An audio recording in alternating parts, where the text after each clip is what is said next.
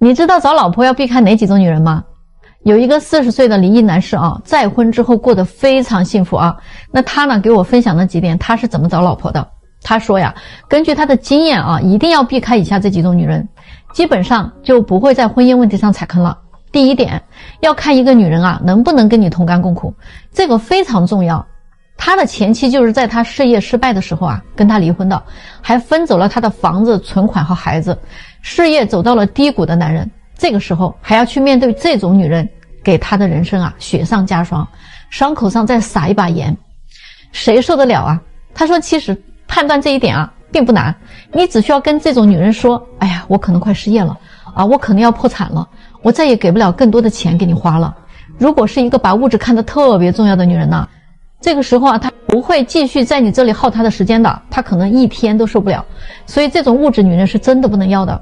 第二种呢，就是性格太作的女人，心里想什么啊永远不会跟男人去沟通的啊，总是让你猜。谁天天没事琢磨她脑子里想什么呀，一吵架就跟你提分手啊，这种女人啊结婚以后就动不动会拿离婚来威胁你。男人要不断的用挽留啊来证明对她的爱，不管对还是错啊，只要是吵架了，永远都是男人来哄她，不哄就说你不爱她，你要是不哄啊不挽留啊，她就不肯罢休，然后啊把男人的这个耐心啊都磨光光啊，最后你们的感情啊也就磨完了。第三种女人就是情绪不稳定的女人，这种女人特别可怕啊，她非常情绪化啊，一句话不对啊上来马上就提高嗓门，拉开跟你吵架的阵势。在她的认知里，男人就得顾着她，顺着她，让着她，那才叫男人呢，那才叫爱她呢。如果娶了这样的女人啊，那必定是2天一小吵，3天一大吵。如果有了孩子，这个日子还怎么过呢？你们说是吧？第4种啊，巨婴女人，就是我们常说的啊妈宝女、公主病。现在太多这样的女人了，哪怕走到了40岁啊，她还要回家跟父母撒个娇呢。跟男人相处呢，你什么都得照顾他啊，他在家里啊只负责貌美如花，你必须负责赚钱养家，你还得会干家务，会哄他。一个男人娶了她呀，就娶了个祖宗回家，那没辙呀，谁叫你娶了他呢？那你就得伺候他。人家说了，我是女人得给你生孩子呀，你不就得付出一切吗？看看我爸妈是怎么对我的，你就应该怎么对我，那才是对的。所以啊，看一个女人适不适合结婚啊，就看这几点啊，一个不物质的，能跟你同甘共苦的女人，一个能接受你的缺点，包容你错误的女人，一个能给你温暖和理解，能把家里啊营造的甜蜜温馨的女人，一个愿意和你携手共进白头到老的女人，一个心地善良的女人。你们说对吗？来，星星亮一个啊。有句话说得好啊，事出反常必有妖。今天我不给大家讲相亲了啊，最近啊有一个男粉丝啊遇到了一件匪夷所思的事情。今年的5月23号那天啊，我收到了一个男粉丝的私信啊，讲述了他的一段离奇遭遇。下面就是他的原文，我用第一人称给大家分享出来啊。他说，老师啊，我最近谈了一个朋友啊，是一个2婚女，我们交往了一段时间，彼此呢都很喜欢对方，我有空了会给他做饭，我很珍惜我们彼此这段缘分。我的年收入大概在50万左右啊，在1线城市有3套房子。刚开始交往的时候呢，一切都非常的好。他有一个喜好，就是喜欢查岗，几乎每天都要查，恨不得1分1秒都要知道我的情况。只要我回信息慢一点，他就问我是不是在跟别的女人聊天。其实啊，当时呢，我一定是有自己的事情的。可是呢，就连晚上洗澡，他都要规定的时间洗。一开始啊，我觉得他可能是很在乎我，所以呢，我也就很乐意配合他。以至于每一次我出去谈事儿啊，都会拍带有时间的现场视频给他。有时候呢，他还要出题啊，要我在纸张上画出他规定的图像，并且拍成视频发给他。一开始呢，我都做了啊，可是随着时间的推移啊，我就开始觉得这样太累了，越来越不想配合了。但是我心里边呢，又还是很喜欢他的，所以我开始纠结了啊，不知道要不要交往下去。想放弃呢，又舍不得；想在一起呢，又真的很心累。我这个人呢，不抽烟，不喝酒，不打牌，也不过夜生活，喜欢看书健身，我是个比较自律的人。现在我真的是很苦恼，不知道该怎么办。前几天呢，我在家里写报告，他要求我一直把视频开着啊，要看着我工作。我说不太好，这样影响我工作。他不高兴了，直接把我删了。哎呀，我也是个有自尊心的人啊，收入又不少，我想着我干嘛这样被管着呀，被牵制啊，删除就删除吧。于是呢，我也就没再联系他了。可是呢，没有过几天，他又主动加我了，这么着我们又和好了。老师啊，原本呢，我以为经过了上次我的拒绝，他在这件事情上啊会有所收敛的。可是我想错了啊，我们和好了之后啊，他不但没有收敛，反而啊变本加厉了。之前呢，他只是偶尔的视频查一下岗，可是啊，现在变成了不说话，没有话题聊的时候啊，要求我全天都把视频打开，就连买一个菜都要我把视频打开给他看。他要看一看卖菜的是不是女的。晚上更加离谱，我呢睡觉睡得比较早，他呢不信我非要让我晚上把灯打开，把视频打开，要看着我睡觉。中午休息的时候也要我开着视频睡觉。更加离谱的是呢，做饭做菜也要我开着视频，一天24小时，几乎分分钟都要监视我，太累了。还有一些私密的事情啊，更加是颠覆三观。即便他再优秀，我也很想放弃了。我感觉这样像是有病的人，虽然有些不舍，但是我还是很想快刀斩乱麻。最近我整个人都有点抑郁了，精神恍惚，感觉我自己都快成精神病了。现在我只要是一听到手机响啊，我就有点像被惊吓到了的感觉。所以我今天决定啊，要跟他摊牌了啊，还是分手吧。那我的故事呢，先讲到这儿啊。我也说说我的感受，我觉得这个女人精神可能不太正常，她这种行为应该是有严重的心理疾病的，非常非常有必要去看医生。本来我以为这位兄弟能够尽快解决这件事情，但是令我没有想到的是，故事居然还有后续的发展，这个情节啊比电影都精彩啊！就今天早上啊，这位粉丝又来信息了啊，他跟我说啊，老师啊，要不要我把后续的故事再发给你啊？真的是比电视剧还要精彩10倍，你要做好心理准备哦，剧情来了个大反转啊！说到这儿啊，咱们啊到下一个视频啊，听一听后续到底有多离谱。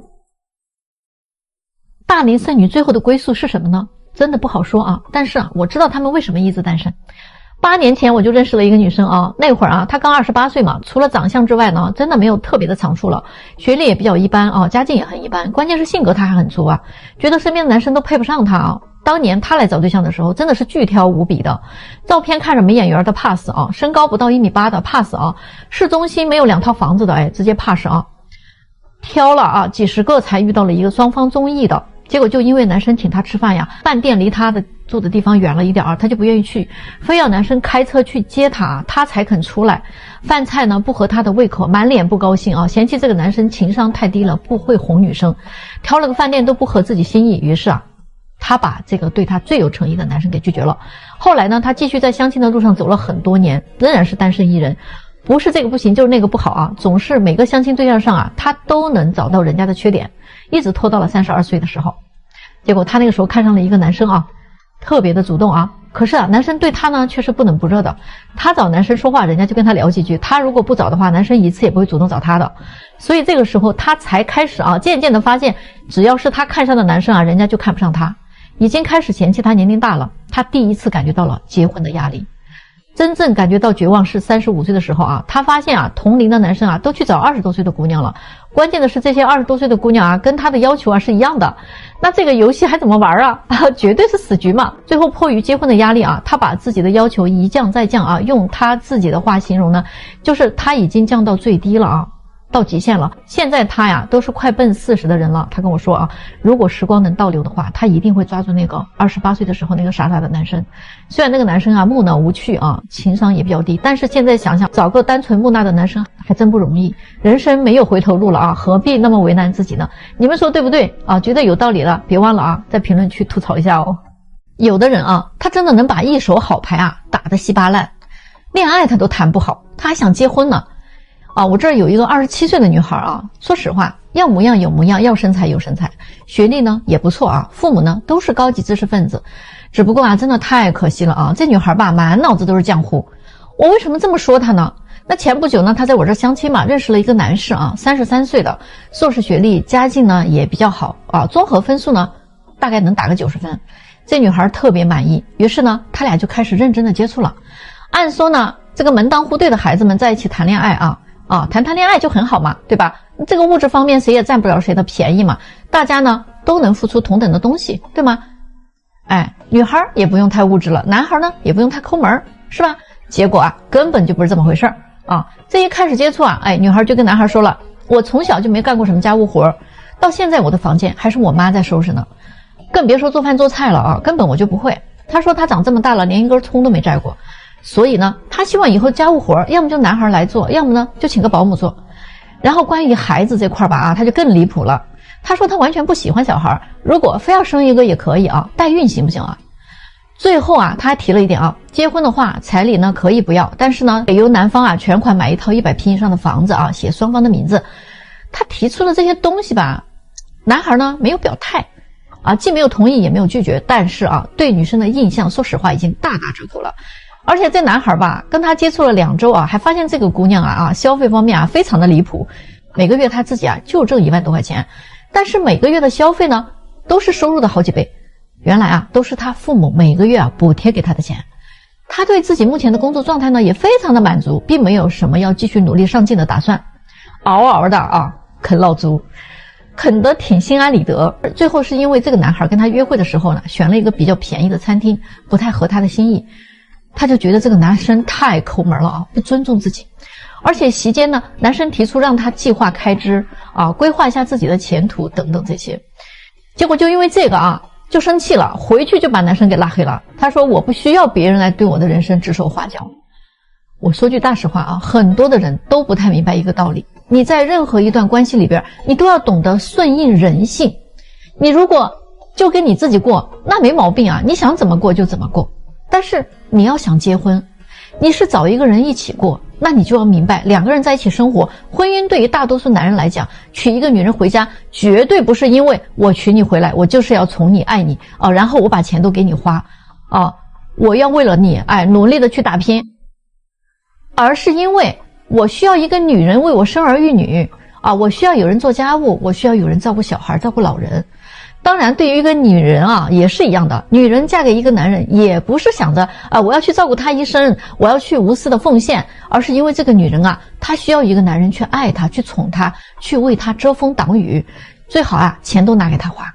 所以这个才是人性里边最丑陋的那一面。有很多底层的婚姻啊本质不是爱和付出，而是我需要我想要啊，我的目的是什么，是索取，是我可以得到什么，是价值的一种衡量。所以啊你千万不要挑战人性，否则啊死路一条。觉得我说的对的呢，别忘了给我留个小心心再走啊。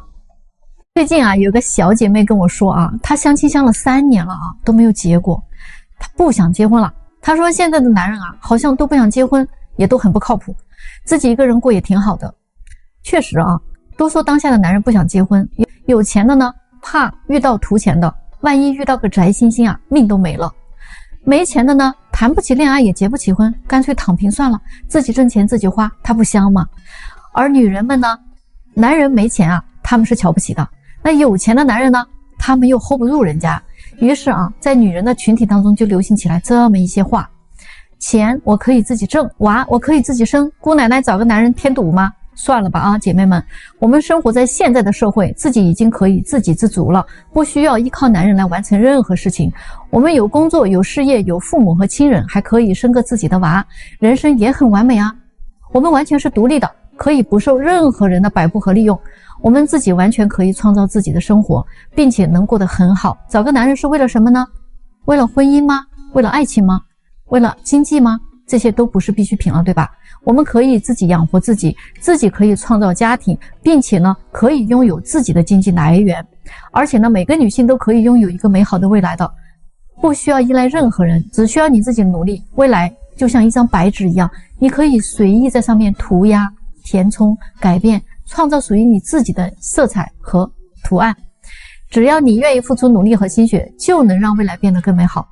所以各位姐妹们，请放下那些束缚你们快乐和成长的枷锁啊，跨越那道门槛，去探索那个未知的新世界，相信自己，这样才能走在幸福和成功的路上。你们听到了这些话啊，作何感想呢？他们说的到底对不对呢？我一直都认为男女啊是这个世界上2种元素。上帝创造人的时候呢，女人就是男人的一只手臂，这2者合到一起才是一个完整的人。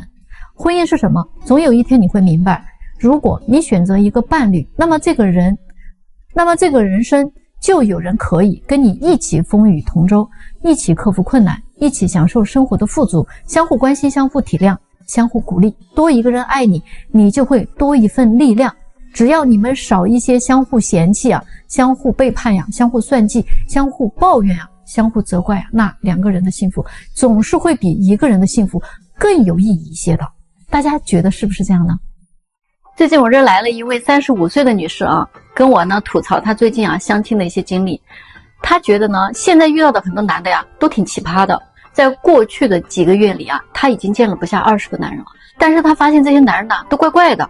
比如说啊，请她吃饭吧，还要跟她 AA， 逛个商场吧，什么都不会买的啊，也不表示一下诚意，搞一副穷酸样出来，也不知道给谁看的呀。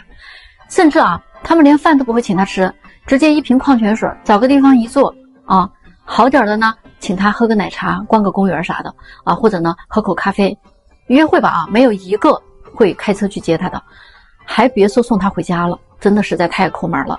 还有一个男士啊，直接就问他哦，你有没有打过胎啊？跟前任同居了多久呢？这种人啊，简直情商不要太低了啊！他介意我跟前任同居过，难道他就没有跟他的前任同居过吗？不要太双标了好不好？还有一位说，结婚的话，希望以后的生活中所有的开销全部都 AA 制。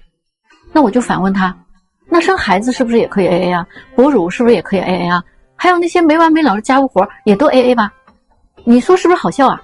还有一位啊问我结婚要多少彩礼，那我就照实说呗，我说我们家就从简了啊，6万就行了，图个吉利。结果人家好嘛说，你们女人可真物质。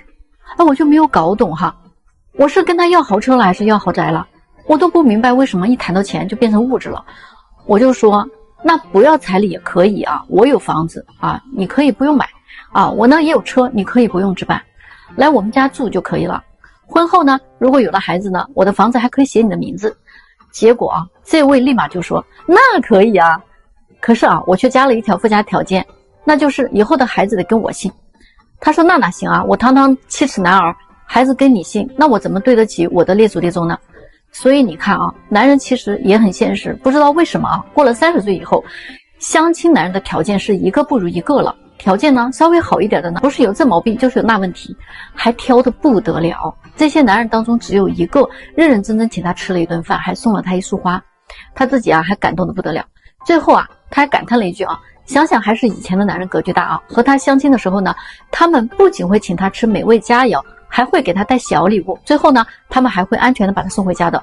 于是我说，那以前那些男的对你那么好，也没见你成啊。我觉得呀，你是被以前那些人啊给宠坏了。想一想，你20多岁的时候，经常都有男人请你吃饭、送礼物、送你回家，对吧？可是呢，最终你不还是对人家说 no 嘛？而且啊，相亲期间所有的费用啊，基本上都是男人在承担。其实这样对他们也是不公平的。他们请你吃饭、送礼物、送你回家，你不是也不同意人家交往吗？所以现在你觉得这些抠门的男人格局小，但是那些格局大的男的，你不也拒绝了吗？说白了，如果你的格局大，你怎么不请他们吃顿饭呢？你们说对不对？现在的二婚低换女真的是很多。最近呢，有一位准备2婚的女人来找我啊，介绍对象。她说自己的要求不高，硬件条件方面啊，只希望对方有车有房，有个稳定的工作，收入正常啊就可以了。但是关键的问题是啊，她一定得对自己的孩子好，视如己出啊，也舍得给自己花钱，物质上不能太吝啬了，喜欢大大方方的男人。女人呢，需要的都是仪式感，所以啊，不能因为是2婚了啊就糊弄他。节假日呢，买礼物啊，这些都是应该的啊，是需要的。他说呢，希望对方是一个知冷知热、细心周到的暖男，希望对方能够多一些时间陪伴自己，一起呢逛个商场呀，吃个美食啊，散散步啊，看看电影啊。那种既浪漫又幽默的男人啊，是最能吸引他的。他呢说着说着啊，这眼神都开始迷离起来了啊，说自己对于浪漫的男人是没有抵抗力的。我接下来说的一番话真的是啊，给他泼了一盆冷水。我说你就别幻想着这种浪漫的爱情故事还能发生在你的身上了啊，咱们现实一点啊，30多岁的人了，都快奔4了。我告诉你啊，2婚的男人啊，根本就不想跟你搞这些没有意义的事情。男人只在意你什么时候跟他去308研究一下人体表皮学，什么时候你能把你的骨盆献出来，理解吗？你要是跟他说你很慢热呀，他估计立马就放弃你了，追求下一个目标。如果你不想跟他在一起，就别浪费他的时间，明白吗？如果你喜欢人家，就别磨磨唧唧的啊，你也得拿出点诚意来。别在那儿拐弯抹角的向人家要礼物啦，要金钱啦，要诚意啦，考验观察指标一大堆。你又不是20几岁的小姑娘了，不谙世事。既然都是二婚了，一切都是要落在生活上的啊，实际一点儿。哪个二婚男人天天给你搞浪漫呢？再说了，现在的男人人家也成长了啊，人家也不是傻子，他们不会一上来就拼命给你花钱的。那些男人花了钱，结果女人又跑路了的事儿还少吗？咱毕竟不是20几岁的小女孩了啊，男人没有必要在你身上花时间、花精力，还花钱啊去追求你，知道吗？行就行，不行就拉倒了。关键是女人的年龄才是价值啊，年轻才是财富啊，这个道理你要懂。岁数一大把了还不现实点啊，想法做事咱稳重点啊，低调一点行不行？就是现在这个情况下，如果有一个男人条件不错啊，离过婚的能看上你啊，那都是运气不错了，知道吗？啊，咱就别在这儿提一大堆的条件了，审一审吧，行吗？啊，你们说对不对？